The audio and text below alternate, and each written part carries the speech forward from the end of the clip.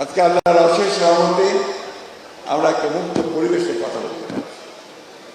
তখন কিন্তু আমরা মুক্ত পরিবেশে কথা বলার কোনো সুযোগ ছিল না। আমরা কিন্তু ঘরে থাকতে পারতাম না। আমাদের হাজার হাজার ছেলে তারা বাড়ি ছাড়া হয়েছিল, ঘর ছাড়া হয়েছিল।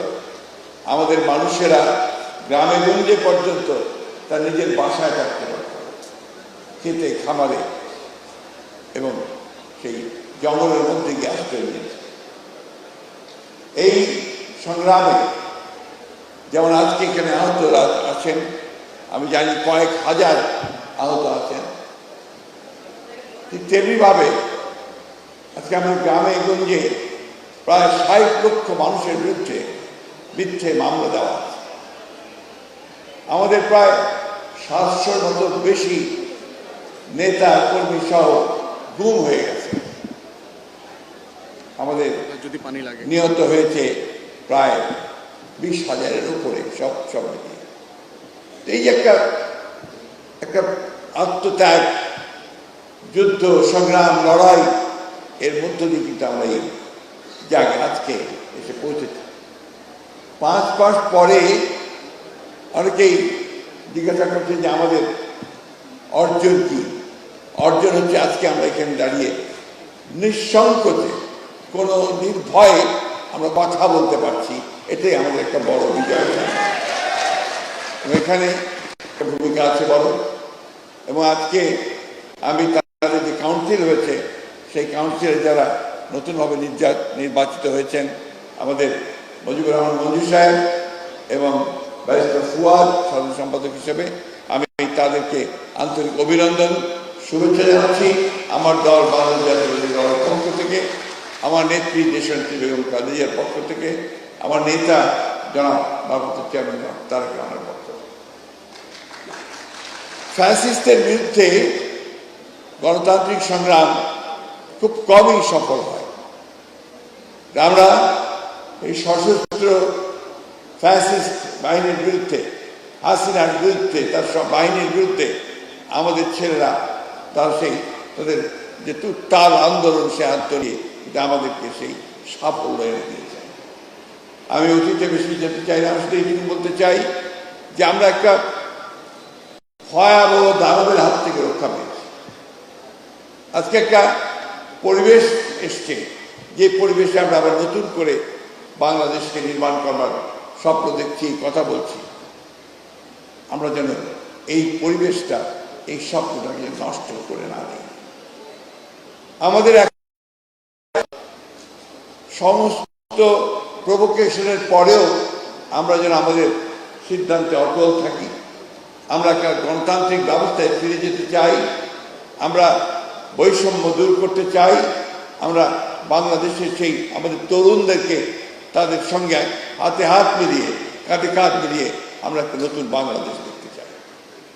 এখানে আমাদের কোনো বিভেদ নেই, কিন্তু দুর্ভাগ্যক্রমে আমাদের দেশের কিছু মানুষ তারা আজকে বিভিন্নভাবে এই ঐক্যে তারা কিছু ফাটল ধরানোর চেষ্টা করছে।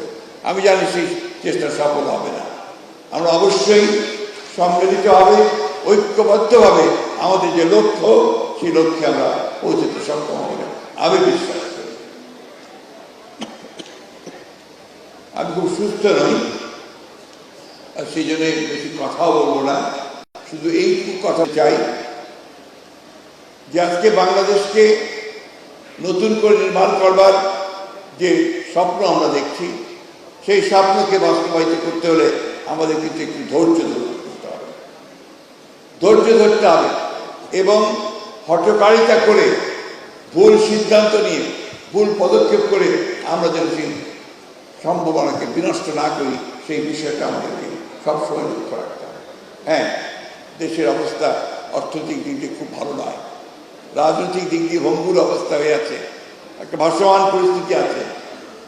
আমরা সেইটাকে একসাথে করতে চাই, আমরা সেটাকে একখানে নিয়ে সবাই মিলেই আমরা সবাই মিলে একসাথে হয়ে যদি আমরা সেই দাদককে সরাতে পেরেছি, তাহলে আমরা কেন পারবো না আমাদের নতুন রাষ্ট্র আমরা সংস্কারের কথা আগেই বলেছি, আবার বলছি যে আমরা সংস্কার চাই। কিছু কিছু মানুষ আছেন যারা একটু ভুল বোঝানোর চেষ্টা করেন যে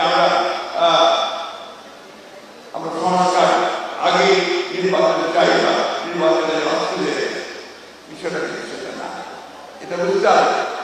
আমরা যেটা বলছি যে নির্বাচনটা কেন দিতে চাই, এই কারণে দিতে চাই যে নির্বাচনটা হলে আমাদের শক্তি, সেই শক্তি আরো বাড়বে, সরকার পার্লামেন্ট থাকবে অনেক, আর যে সংকটগুলো সৃষ্টি হয়েছে সেই সংকটগুলো আমাদের কথা বলছি যে আমরা নির্বাচনের পরে আমাদের দল থেকে আমরা যে আমরা একটা জাতীয় সরকার করতে চাই, সবাই মিলে রাষ্ট্রের সমস্যার সমাধান করা আমাদের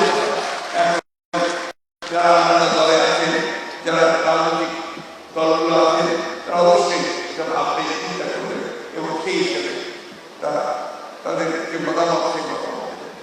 আমি বিশ্বাস করি তত্ত্বাবধায়ক সরকার বলছি না, আমরা বলছি ইন্টারিম গভর্নমেন্ট, সেই ইন্টারিম গভর্নমেন্ট তারা তাদেরকে আমরা সমর্থন দিয়েছি, সমর্থন দিয়ে যাচ্ছি এবং এই সমর্থন দিয়ে তাদের পক্ষে সম্ভব আমরা একটা পথ খুঁজে পাবো, যে পথে আমার বাংলাদেশ পার্টি এবি পার্টি তরুণদের আমি ব্যক্তিগতভাবে খুবই আশাবাদী যে দলের মধ্যে যে সমস্ত তরুণেরা যারা দল করছে, দলকে সামনে এগিয়ে নিয়ে যাচ্ছে, তারা অবশ্যই সফল হবেন। বাংলাদেশে এবি পার্টি একটা অত্যন্ত গুরুত্বপূর্ণ রাজনৈতিক ভূমিকা রাখতে সক্ষম হবে আমি বিশ্বাস করি। আমি আবার সব শেষে আপনাদেরকে আহ্বান জানাবো যে আসুন আমরা সবাই ঐক্যবদ্ধ থেকে